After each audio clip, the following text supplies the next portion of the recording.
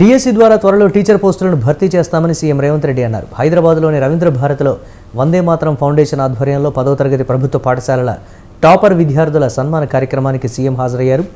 Vande Mataram foundation అభినందించారు. ప్రభుత్వ పాఠశాలల విద్యార్థులను ప్రోత్సహించడం అభినందనీయమన్నారు.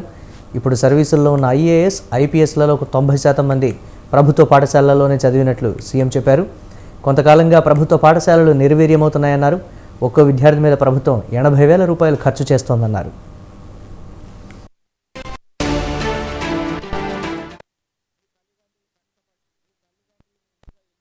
మిమ్మల్ని ప్రభుత్వ పాఠశాలలకు పంపించిండ్రు అని అంటే ఆర్థికంగా వాళ్ళు బలహీనంగా ఉండడమో లేదా గ్రామాలలోనే లేదా ప్రభుత్వ పాఠశాలలో చదివించాలనే పట్టుదలను నాకు తెలీదు. ఏది ఏమైనా ప్రైవేట్ పాఠశాలలతో పోటీ పడి ప్రభుత్వ పాఠశాలలో చదువుకుంటున్న మీరు ఈ రకంగా రాణించడం ఇది ప్రభుత్వానికే గర్వకారణము.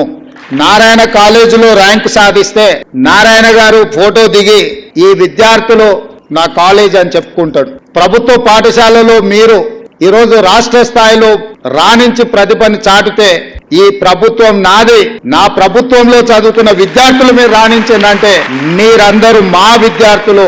నారాయణ, చైతన్య లాంటి ప్రైవేట్ కార్పొరేట్ పాఠశాలలతో కాలేజీలతో మా విద్యార్థులు కూడా పోటీ పడగలుగుతున్నారు అని అంటే అది మా గౌరవానికి గుర్తింపు. మిత్రుల